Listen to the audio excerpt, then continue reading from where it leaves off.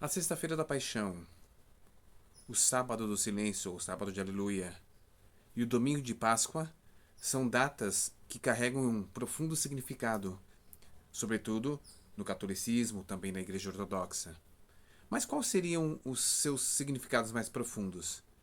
Estamos habituados com a sua prática corriqueira, inclusive até por termos nascido e sido educados dentro da tradição católica em especial, mas muitas vezes não paramos para investigar, para compreender qual o significado profundo dessas datas.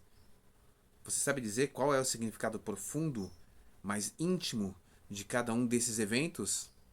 Se você sabe, comenta aí na caixa de comentários. Eu gostaria de saber o que você entende como significado profundo dessas datas e desses eventos, tanto no seu aspecto simbólico quanto no aspecto litúrgico. Meu nome é Carlos Eduardo Bernardo, eu sou filósofo, pesquisador e escritor, e esse é o seu canal Pericorese. E vamos falar um pouco hoje sobre o significado esotérico desse tríodo pascal. A paixão de Cristo, na expressão da espiritualidade cristã, tem um valor simbólico universal. Daí, inclusive, é da palavra católicos, né?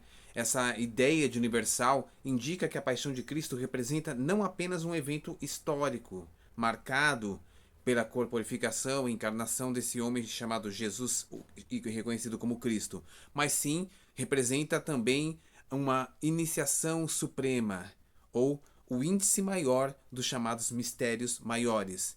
A crucificação representaria então, nesse contexto do esoterismo cristão, a dissolução do eu individual e a realização no centro divino, que é a transcendência da própria realização do eu, dentro daquele corpo místico no qual se considera a fixação do eu individual no centro, ou seja, o eixo vertical da cruz.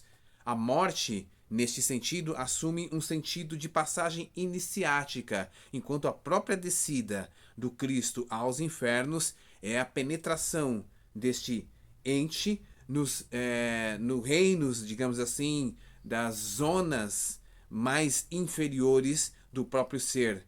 E sem essa descida aos infernos, ou seja, o descenso aos infernos, é impossível que haja uma real realização espiritual. É necessário a descida aos infernos para que se realize realmente espiritualmente o verdadeiro eu transcendental. Importante lembrar que a morte não é o estágio final, é uma passagem iniciática. E essa descida aos infernos, esse adentramento do eu transcendente no reino da inferioridade, ele é depois sucedido, né, podemos dizer, pela ressurreição, que simboliza então a reintegração, ou seja, a obtenção do estado primordial. Só que muito mais além, pois ela se dá numa profunda identificação deste eu com o seu princípio divino. É claro que esses são episódios que não são exclusivos da tradição espiritual cristã.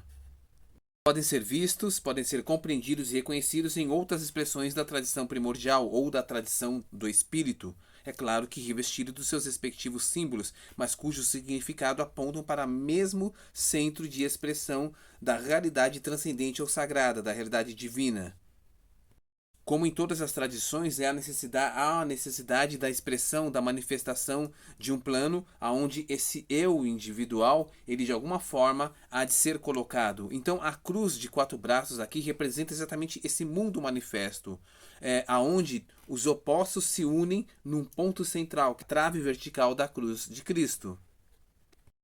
É nesse ponto que a morte iniciática deve ocorrer, ou seja, esse sacrifício do ego que antecede a reintegração espiritual.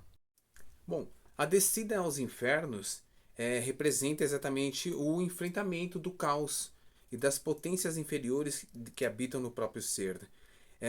Lembrando que o intuito desse descenso não é meramente derrotar essas forças, mas é conseguir capturá-las, ou seja, integrá-las em si mesmo, reconhecendo que elas também fazem parte, são elementos constitutivos do próprio ser no seu aspecto transcendente.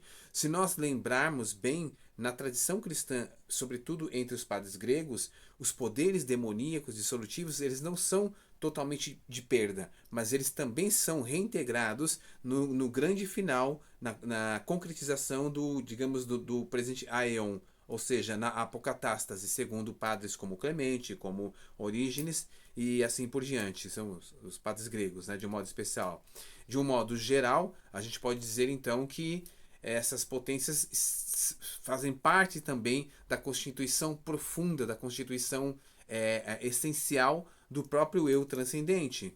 Nesse sentido, nós temos que também compreender a ressurreição como essa realização final, essa realização plena, ou seja, o retorno ao estado primordial, e não apenas isso, a união com o próprio divino. E essa união com o próprio divino é simbolizada depois no momento da ascensão, né?